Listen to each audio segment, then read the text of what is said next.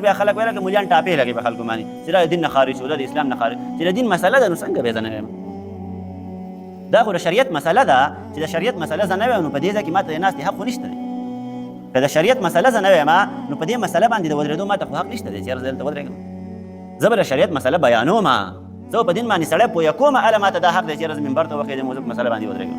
نو دا د دین مسله ده. که دا کم سړی لاړو ده ووایي چې ما له دقسې کوډې او تعویض وکړه چې بل مسلمان ته بې تکلیف وررسوي، نو دا تلونکی دیم کافر شو، د دین اسلام نه ووتو. او چې چا سره قلم ورسره دی او دغه کار یې وکړو دا سړی د دین اسلام نه خارج شو.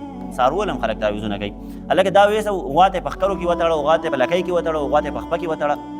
دا خو مطلق حرام کار دی. هلکه که چېرته تا په دې کې د قرآن مجید آیاتونه لیکلي، د پیغمبر علیه الصلاة والسلام احادیث دې پکې لیکلي، د الله جل شانه اسما یعنې د الله جل شانه نومونه دې پکې لیکلي، او دا تا سړي له ورکړو چې ویې دا غوا ته په لکۍ پسې وتړه او یا غوا ته په ښکر پسې وتړه، نو غوا خو هلته په غوجل کې ولاړه ده، په ګندګو کې ولاړه ده. د الله جل شانه نوم خو ډېر پاک څیز و، د الله جل شانه دا کلام خو ډېر پاک و، تا راواغست او په ګندګو کې دې واچوو. نو دا خو تا ډېر زیات ظلم وکړو او ډېر زیات غلط کار دې وکړو. او تاسو ته زه یو د عقایدو یو مسله ووایم. مونږ هلته په مدرسه کې د عقایدو یو کتاب پړاوو، شرح العقاید ورته ویلی کېږي. پرون په هغې کې مونږ دا سبق وی. طالبانو ته مې دا وویل چې هلکه معتزله دا یوه فرقه ده، صحیح شوله که نه؟ هغه وایي چې دا ګناه کبیره چا وکړه، یعنې غټه ګناه یې وکړه، نو دا سړی د دین اسلام نه خارج شو. چا قتل وکړو، زنا یې وکړله، شراب یې وڅکل، یا داسې بله څه غټه ګناه یې وکړله، نو دغه معتزله او خوارج دوی دا خبره کوي چې دا سړی د اسلام نه خارج شو او په کفر کې داخل شو. ځکه وایي چې چا کبیره ګناه وکړله نو دا کافر کېږي. صحیح شوله؟ نو د هغې په جواب کې بیا خبرې اترې مونږ کولې چې یاره د پیغمبر علیه صلات وسلام حدیث و، اصل کې مین خبره دغه ده. پیغمبر علیه صلات وسلام وفرمایل چې کبیره ګناه دا ده، مطلب چې هغه کبیره ګناه باندې سړی کافر کېږي چې په هغې کې علامت د کفر موجود وي، چې په هغې کې د تکذیب علامت موجود وي، د داسې تکذیب چې یاره پیغمبر دا کم دین راوړلی نو هغه ته دروغ ګڼي، د دغې یو علامت پکې موجود وي، داسې ګناه کبیره دې وکړله، غټه ګناه دې وکړله، نو په هغې سره بیا سړی کافر کېږي. نو په داسې ګناهونو کې یوه ګناه دا ده چې یاره سړي د قرآن مجید آیاتونه راواغستل او دا یې په ګندګو کې واچول، دا داسې ګناه کبیره ده چې په دې سره سړی کافر کېږي.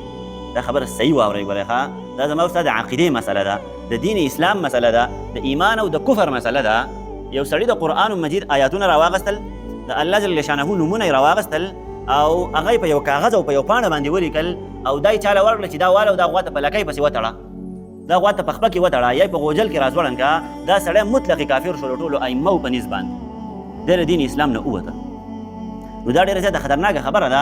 خو هغه خلکو ته دا هېڅ نه ښکاري چې کم سړي قلم راغستی دی او پاڼه ورته مخې ته پرته ده او درز غوبل یې ساز کړلی او ښځې مو وله راځي او سړي هم وله راځي او بس دا تعویض مې ولیکو، دا مې دله دم وکړو، دا مې دله دا وکړو، دا پاتی دی او دا ښکته دی او دا بره دی او دا واخله او دا داسې وکړه او هغه وکړه او دا پاتی ځان ته لوګی کوو، د تعویض په پلانکي ځای کې کېده، ولته کېده او دغلته کېده.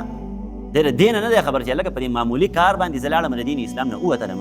نو الله جل شانه چې دا کلام را نازل کړلی دی خو د دې دپاره نه دی نازل کړی چې دی په پاڼه ولیکه او ورکړي چې ماشوم ته یې په خپه کې وتړه، یا یې هلته غوا ته په ښکر کې وتړو، غوا ته په لکۍ پسې وتړو، په خپه پسې ورته وتړو، غوجل کې یې راځوړن که، پوهېږې په قصه باندې. نو دا داسې قسمه کارونه دي چې په دې باندې سړی د دین اسلام نه او د شریعت نه وځي. خو صحیح تعویض څه شی دی؟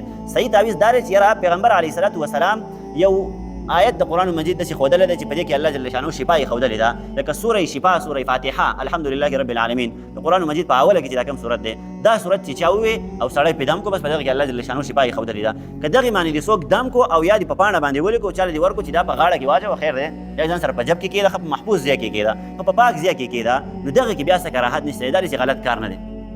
خو که دغه مخکینی کار دی وکړو چې یاره د قرآن مجید آیت دې لیکلی او داسې په ګندګو کې دې واچاو، نو په دغې سره ګوره یاد وساتئ سړی کافر کېږي. او چې دا کم سړی تللی داسې کوډګر له او تعویضګر له چې ما له داسې تعویض وکړه او کوډ یې راله وکړه او بیا چاته پرې نقصان وررسوي، ځکه الله جل شانه د دې تخصیص کړلی په قرآن مجید کې چې دا هغه خلک دي چې داسې تعویضونه او داسې کوډې کوي چې په هغې سره د ښځې او د خاوند په درمیان کې جداوالی راولي، د یوې جوړې په درمیان کې جداوالی راولي، لکه ښځې او خاوند د یو بل سره ښکلې زندګي تېرېږي، ښه د مینې محبت زندګي تېرېږي او چېرته څه معمولي شانته اختلافات رالل، یا یو بل سړی راولګېدو، د دغه خاندان یو سړی راولګېدو، یا د دغه کلي او محلې یو سړی راولګېدو، دی په تعویضګر او کوډګر پسې لاړو چې هلکه د دې پلانکي سړي سره زما دا مخالفت راغلی دی او زما ورسره دښمني ده او د دې ښځه او خاوند خو د یو بل سره ډېر زیات مینه محبت دی او داسې تعویض ولیکه، داسې کوډ یې وکړه، داسې جادو وکړه چې دا دواړه د یو بل نه جدا شي.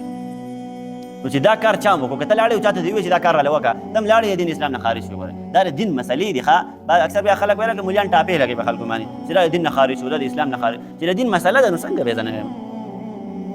دا خو د شریعت مسله ده چې د شریعت مسله زه نه وایم نو په دې ځای کې ما ته د ناستې حق خو نشته دی. که د شریعت مسله زه نه وایم نو په دې مسله باندې د ودرېدو ما ته خو حق نشته دی چې یاره زه دلته ودرېږم. زه به د شریعت مسله بیانوم، زه په دین باندې سړی پویه کوم، هله ما ته دا حق دی چې یاره زه منبر ته وخېږم او زه په مسله باندې ودرېږم. نو دا د دین مسله ده. که دا کم سړی لاړو ده ووایي چې ما له دقسې کوډ او تعویض وکړه چې بل مسلمان ته بې تکلیف ورسوي، نو دا تلونکی دیم کافر شو، د دین اسلام نه ووتو، او چې چا سره قلم ورسره دی او دغه کار یې وکړو دا سړی د دین اسلام نه خارج شو. بهرحال مقصد قصه اوږده شوه، خبره مې دا کوله چې قرآن مجید الله جل شانه زمونږ او ستاسو د هدایت دپاره رالیږلی دی. د دې خبرې دپاره یې نه دی رالیږلی چې ما او تاسې تعویضونه جوړ کړو او چا ته یې په خپو کې واچو، چا ته یې په غاړو کې واچو، چا ته یې په څاروو ته یې په غاړو کې واچو، هغو ته یې په ښکرو کې وتړو یا په لکو کې واچو.